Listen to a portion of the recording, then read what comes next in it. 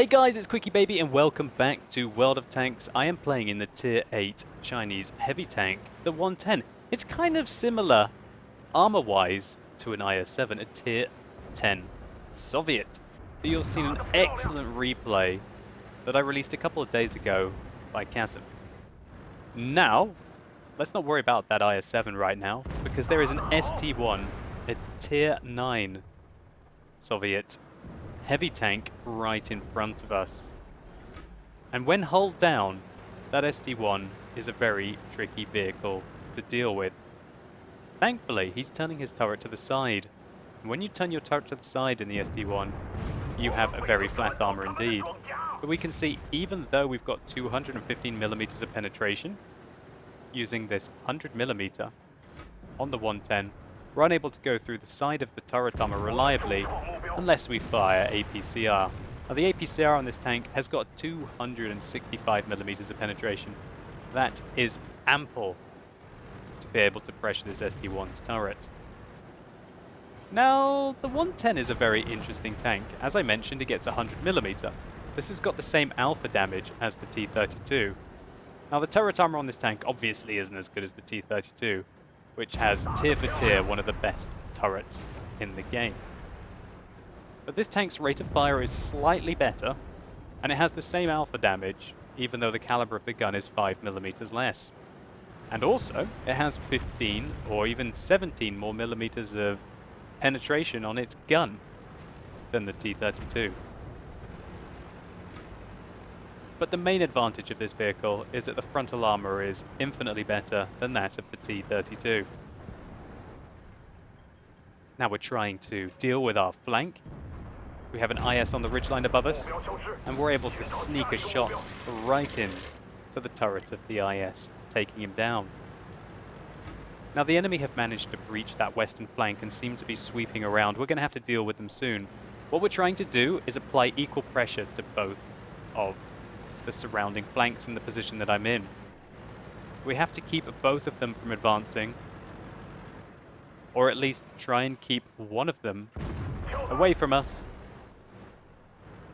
Because if we're surrounded in the 110, we can't keep our frontal armor to the enemy. And the side and rear armor of this tank are lackluster at best. Now the main disadvantage of the 110 compared to the T-32, apart from the turret as we talked about, is the fact that this tank gets 6 degrees of gun depression. Now, 6 degrees isn't bad for a Chinese vehicle, but it isn't American gun depression like you get with the T-32. Lucky for us, we're able to finish off that ST-1, but our team is faltering. They're folding hard, and we are 5 tanks behind. It is myself, an IS-8, and a Waffenträger auf Panzer IV versus 8 enemy tanks, of which most are tier 8 and a couple are tier 9. The enemy artillery finally finds its mark. We're going to have to watch out for that. Now we've got a Jagdpanther below us, a tier 7 German tank destroyer. That's easy pickings for the 110. Come round the corner and plant one in the top of his armor. And thankfully, because we dealt with that ST-1 earlier, we're managing to keep the fight right in front of us. And our excellent frontal armor bounces a shot from the tier 9 Soviet heavy tank on the enemy team, which, for all intents and purposes, has about 250 millimeters of penetration with its main gun. There aren't many tier 8 heavy tanks that will reliably bounce that amount of damage. Now I don't know why I wiggled there. That wiggle was very poor indeed. I should have swept my arm around so that I had it completely frontally to the Type 61. All that I've achieved is becoming a one-shot 50% of the time for the Type 61 from its 105 millimeter gun, but I can take 2 hits most of the time from the T-32. Oh, tried to fire clutch there at the Type 61, and I'm trying to keep an eye on my rear. Thankfully, the Waffenträger auf Panzer IV has still got our back. And it looks like he dealt with that IS-8 very effectively. And also the Borsig on the enemy team. So well played to the Waffenträger auf Panzer IV, removing a couple of tanks But unfortunately, his life was short-lived. Well, his glory was short-lived, and he doesn't manage to pick up the top gun, dying to the T-28 prototype, who now has our flank. So right now, I'm trying to communicate with the IS-8. You can see me pinging the map. I'm telling him to follow me. I'm basically informing him that our only chance right now is to attack. And that if we don't attack, the T-28 is going to shoot us in the arse and we're going to die anyway. Just like that. I was very lucky that that hit my track, and not my hull armor, and I've decided I've had enough of trying to get this IS-8 to do the right thing, and that is to attack right now, to push out of the position, and I do it myself. Our frontal armor is bouncing all manner of shots from the T-32. As we can see there, we align our tank to bounce another one, and then make it into the ditch. Why? Because there's 30 seconds left on the game, and as this is an assault, if they fail to kill all of us and we survive, we can win. So that's our game plan right now. The IS-8 stays in the stupid position, gets flanked by the T-34 and the T-28 prototype, and right now I've got a stressful situation on my hands with 10 seconds left to evade as much fire as I can. We go forwards to dodge the T-34, which we do. We look back, the T-32 fails to hit us, and bam, we win the game. What a result. So that all happened very quickly at the end. As this is an assault game, we don't need to kill all of the enemy tanks, and we don't even need to cap a base. All we have to do is survive for the 10 minutes to win the game. I tried to communicate the best I could with this IS-8, but he wasn't taking the hint that we were about to be flanked, and the only way to win a situation when you're flanked is to push out and attack one of the pincer movements. If we had stayed and held in this position, all that would have happened is the T-34 and the T-28 prototype would have made it into hold-down positions and shot us in the side, or that Type 61 would have engaged us in the side of the tank when we were forced to turn our armor to the enemy. I tried very hard to convince this IS-8 to attack, but he wasn't having any of it, and we had to take matters into our own hands. Got quite lucky that we were able to hit the Type 61 twice on the move, and then that allowed us to use some skillful evasive maneuvers to evade the T-32. Unfortunately, we killed one too many tanks, otherwise we would have had a Kolobanov's medal for this win. But I digress, that is a very cheap way to get a Kolobanov's medal, and not nearly as entertaining or rewarding if you have managed to kill 5 of the enemy team yourself. This was still a fantastic result for the 110. In this kind of a game, I'm very happy if I'm going to win, and the frontal armor of this vehicle secured a steel wall medal and bounced all manner of shots, staying alive just long enough to run the cap timer down and secure the victory for my team. Again, I'll just reiterate the key thing that I want to highlight in this video, and that is that if you're surrounded, you have to push out on one of the flanks. If you stay put and receiving fire from multiple angles from tanks that can penetrate you, you are playing the game wrong and you're gonna lose. So even though it might look reckless, it is probably your only hope of survival. Anyway, let's move along and take a look at some more gameplay. So now we're playing in the Comet on Redshire, and oh my word, World of Tanks, what have you done to me, is exactly what I said at the time of playing this game on the live stream. Half of the enemy tanks, about a third of the enemy tanks are tier 7, excluding the artillery. A third tier 8, and a huge proportion of tier 9 tanks, of which a lot of them are very good players. And what I've been trying to do recently, when I've been playing this game, is even when you get a bad matchup like this, both in regards to you're a tier 7 tank in a predominantly tier 8 and tier 9 game, and also maybe your opponents are statistically better than your team, try not to let it phase you. Try and just do what you think is right to be able to win the game. And for me, initially, that is spotting. Now, I could be firing at these targets, and it's very likely that I'm going to penetrate the side of an IS, the T-34, or even a very juicy M103, which is a valuable target. But it's not worth firing right now, because our team might be able to get shots off. Our artillery might hit them. And also, the huge proportion of vehicles that we got here on the map might engage them as well. But it wasn't to be. So we can see that my team are now making an aggressive push around the east.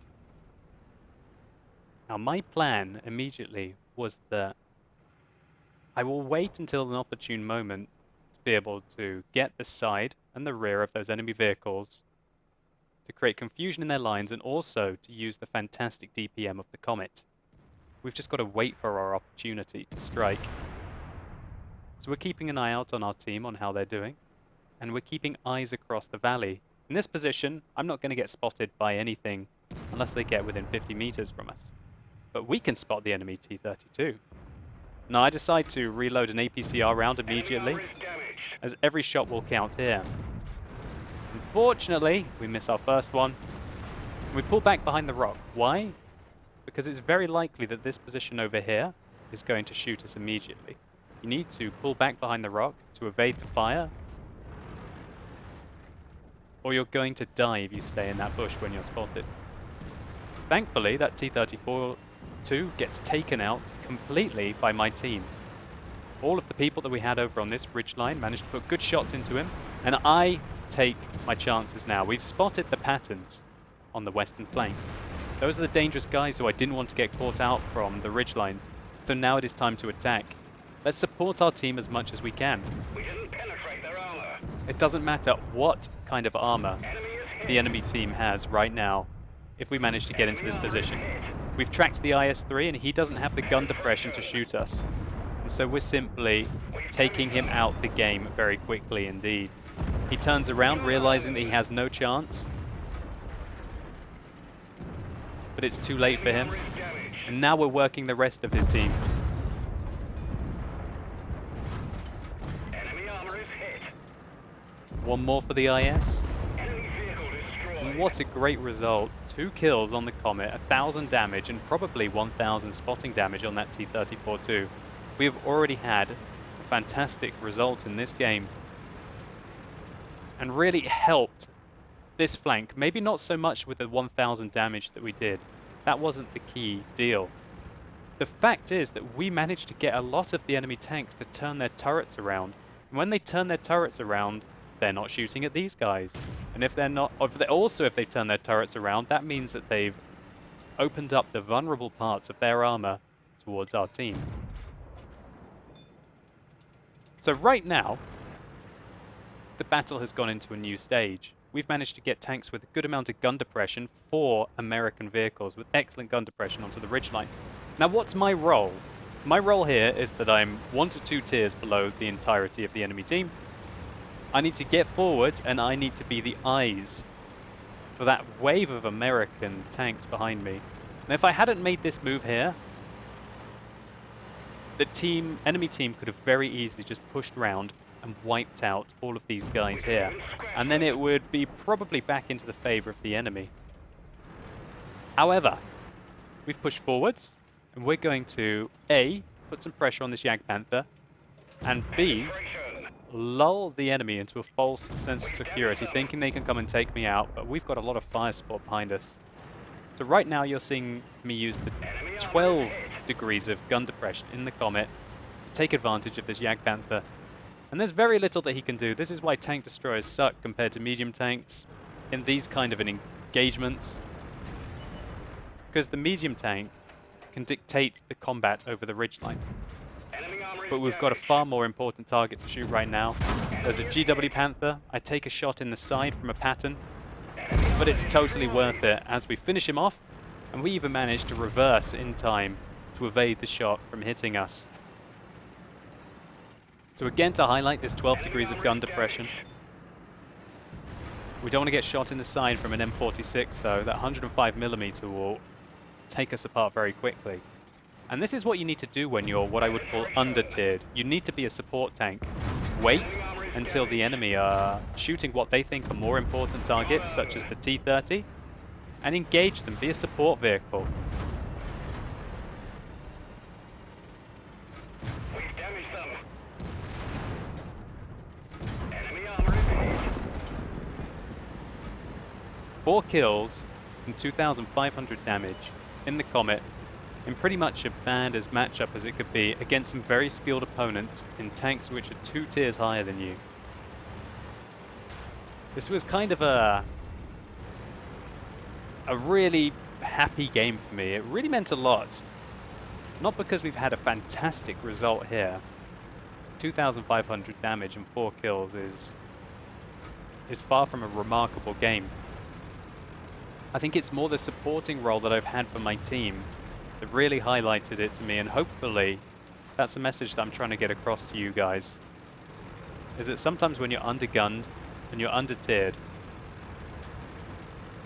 And even when you're playing against better opponents, you can still have a positive role for your team. Critical hit. Now, most of the time here, I would be able to out-circle strafe the E-75. We didn't penetrate their But armor. unfortunately for us, he managed to get himself into the water. Ricochet.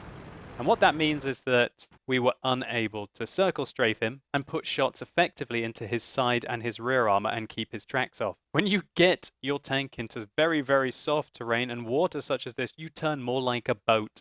And we were very lucky indeed that the poor turret traverse on the E-75 prevented him from getting into position to take us out of the game. Let's just take a very quick look at the post-game stats. So we managed to pick up 1,445 base experience in this vehicle, finishing second on damage in this game. We also did 1,200 damage upon detection by removing that T-34-2, which was absolutely pivotal to how I could use the Comet to flank my opponents.